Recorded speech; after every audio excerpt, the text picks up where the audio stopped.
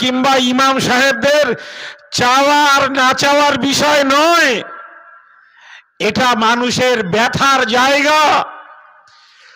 মানুষের কলিজায় পেরেক ঠুকে দেওয়া হয়েছে, যে পেরেকটা ইমানের জায়গায় বিদ্ধ হয়েছে, তাই মানুষ আজকে বাড়িতে থাকতে পারছে না। বৃষ্টি হচ্ছে, মানুষ বেরিয়ে পড়ছে, ঝড় আসছে, মানুষ বেরিয়ে পড়ছে। আমাদের ইমানের জায়গায় আঘাত লেগেছে, আমরা বালিশে মাথা রাখতে পারছি না। আজকে একটি বহুল প্রচারিত খবরের কাগজ, তার দ্বিতীয় পৃষ্ঠা, তার প্রথম পৃষ্ঠাটা উল্টালেই আপনারা দেখবেন, এখানে লেখা হয়েছে ওয়াকফ নিয়ে 2 কদম পিছিয়েছে কেন্দ্র। ওয়াকফ নিয়ে 2 কদম পিছিয়েছে কেন্দ্র। আমি অমিত শাহকে জিজ্ঞাসা করতে চাই, এই নাফরাতের কারবারিদের জিজ্ঞাসা করতে চাই, আপনি তো মহারাষ্ট্রে নির্বাচনী প্রচারে গিয়ে বলেছিলেন, जितना विरोध करना है तुम करो, हम लोग वक़्फ़ बिल पास कराएंगे।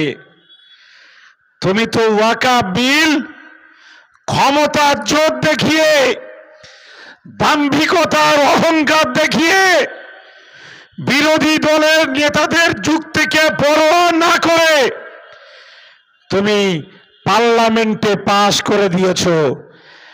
এখন তুমি পুলিশ নামিয়ে দিয়েছো যাতে মিটিং না হয়, প্রতিবাদ না হয়। কিন্তু জেনে রাখবেন, প্রতিবাদ হবে, এবং সেই প্রতিবাদ সামলানোর দায়িত্ব এটা কিন্তু রাজ্য সরকারকে নয়, কেন্দ্র সরকারকে নিতে হবে।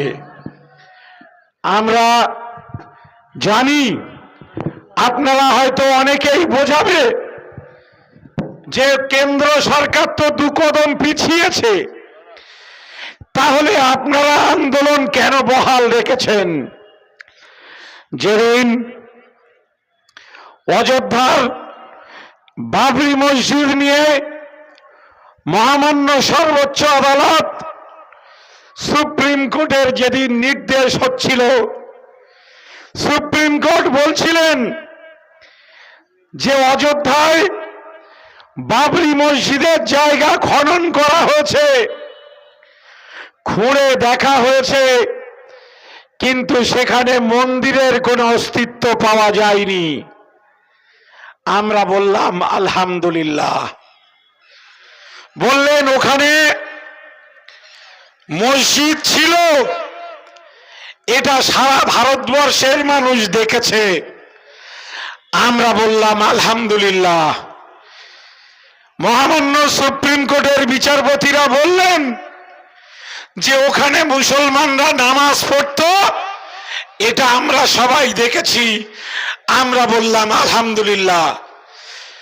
আরো সুপ্রিম কোর্টের বিচারপতিরা বললেন যে ওখানে দিনের আলোতে যারা বাবরি মসজিদ ভেঙেছিল তারা অপরাধ করেছিল, দেশের আইনকে তারা বুড়ো আঙুল দেখিয়েছিল, দেশের বিচার ব্যবস্থাকে তারা অগ্রাহ্য করেছিল, এটা তারা অপরাধ করেছিল।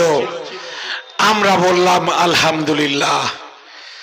তারপরে মহামান্য সর্বোচ্চ আদালত বললেন সবটাই মুসলমানদের জায়গা, কিন্তু যেহেতু হিন্দু ভাইরা তারা চাইছেন যে অযোধ্যায় বাবরি মসজিদের জায়গায় একটা রাম মন্দির তৈরি হোক, তাই আদালত ফয়সালা নিচ্ছে বাবরি মসজিদের জায়গাটা হিন্দু ভাইদের দিয়ে দেওয়া হচ্ছে। এ ব্যথা কিন্তু আমাদের কলিজায় বিদ্ধ হয়েছে।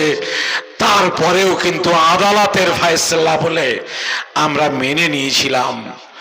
আজকে আদালতের যে অবজারভেশন, আমরা দেশ জুড়ে অল ইন্ডিয়া মুসলিম পার্সোনাল ল বোর্ডের পক্ষ থেকে দেখেন না, চা হলে লিখার আর কি। আমরা গোটা দেশ জুড়ে বলেছি যে তোমরা ভাই হিন্দু ভাইরা তোমাদের জায়গায় তোমরা মন্দির বানাও, তোমাদের পয়সায় তোমরা মন্দির বানাও, তোমরা সেখানে তোমাদের পুজো করো, মন্দির তোমরা পরিচালনা করো। দেশ জুড়ে মন্দির হয়েছে। হ্যাঁ, খুব ভালো।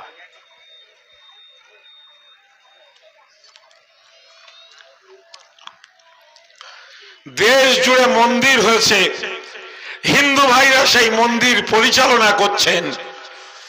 মুসলমানরা কখনো বলেনি যে ওই মন্দিরে আমাদেরকে সদস্য বানাতে হবে।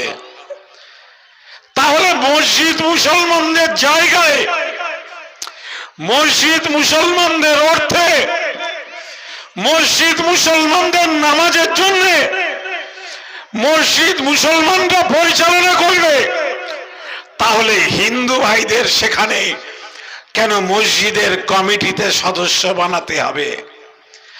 এ দিয়ে কি দেশের কোনো মঙ্গল বা কল্যাণ নিহিত হচ্ছে? এটা কিন্তু কেউ বলতে পারবেন না। তাই আমরা জানি একই প্রশ্ন গত পরশুদিন মহামান্য সুপ্রিম কোর্টের অবজারভেশনে এসেছে।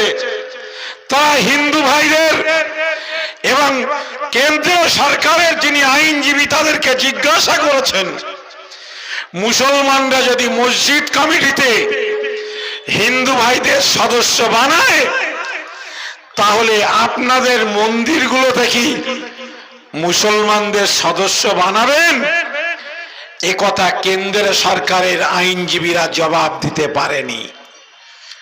আমরা জানি অবজারভেশন ঠিক আছে, সুপ্রিম কোর্টের দৃষ্টিভঙ্গি ঠিক আছে, কিন্তু সেদিনের অবজারভেশনের পরেও কিন্তু চূড়ান্ত সিদ্ধান্ত আমাদের ব্যথা দিয়েছিল।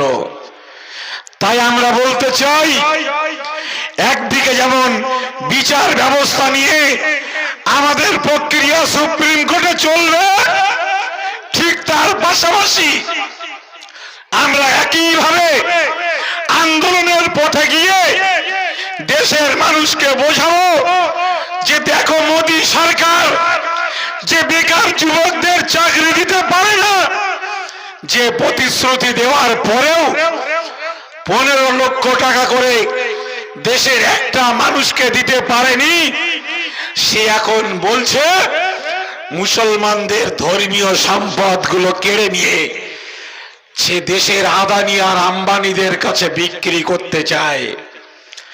আমি আমার হিন্দু ভাইদেরকে বলতে চাই, আমি আমার পুলিশের বন্ধুদের বলতে চাই, আমি বিজেপির বন্ধুদেরকেও বলতে চাই, জেনে রাখবেন আমাদের এই আন্দোলন মসজিদের অধিকার কেড়ে নেওয়ার বিরুদ্ধে আন্দোলন, আমাদের এই আন্দোলন কবরস্থানের অধিকার কেড়ে নেওয়ার বিরুদ্ধে আন্দোলন, আমাদের এই আন্দোলন মাদ্রাসার অধিকার কেড়ে নেওয়ার বিরুদ্ধে আন্দোলন।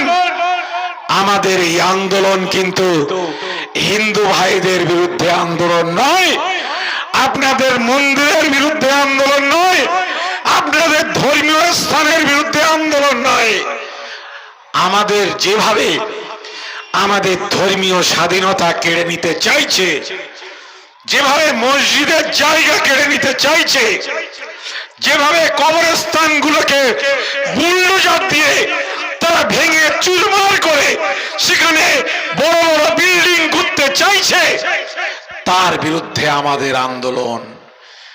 আপনাদের যদি মন্দিরে আঘাত আসে, আমি জানি আপনারা তখনও প্রতিবাদ করবেন, আমাদের বলবেন, মুসলমানরাও আপনাদের সেই আন্দোলনে অংশ নেবে।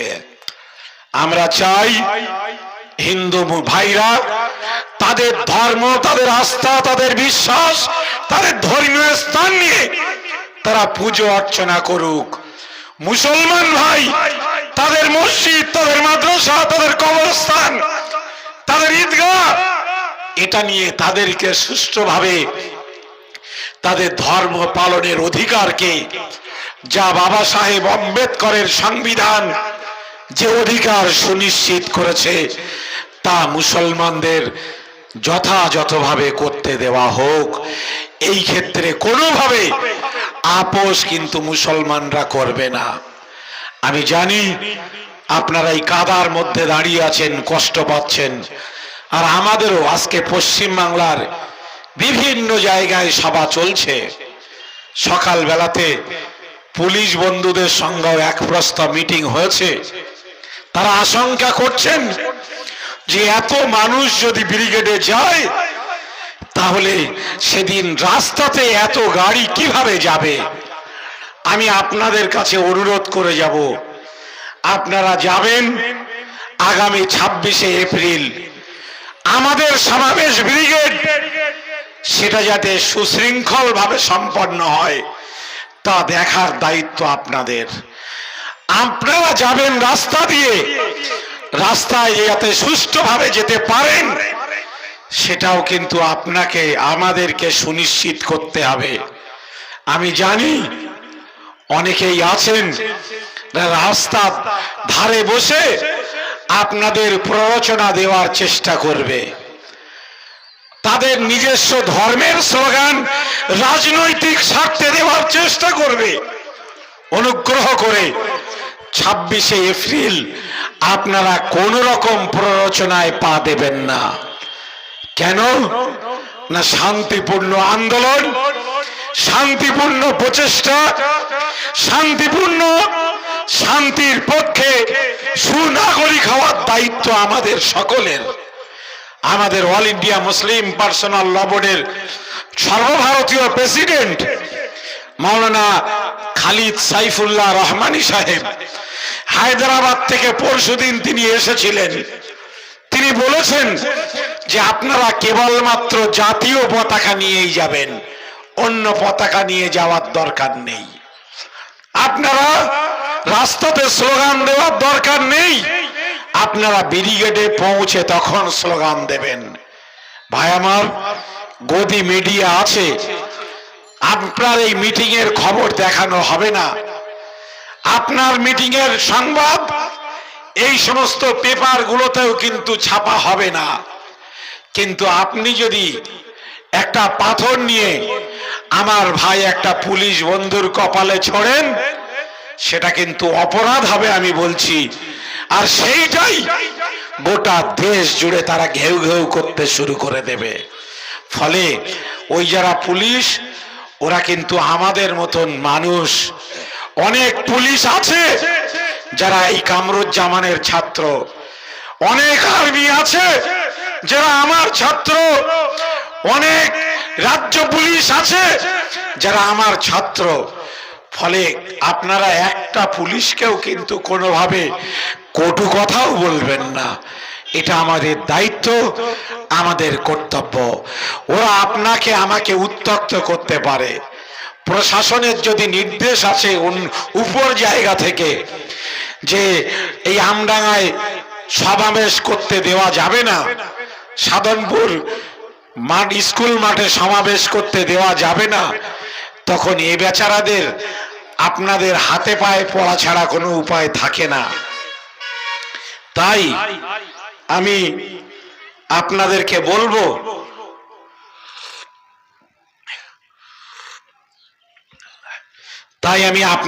বলবো, যে আপনারা অনুগ্রহ করে আন্দোলনের যে ডিসিপ্লিন সেটা বজায় রাখবেন। আমাদের আন্দোলন দিল্লি পর্যন্ত যাবে। বিভিন্ন জায়গায় যে সমাবেশগুলো হচ্ছে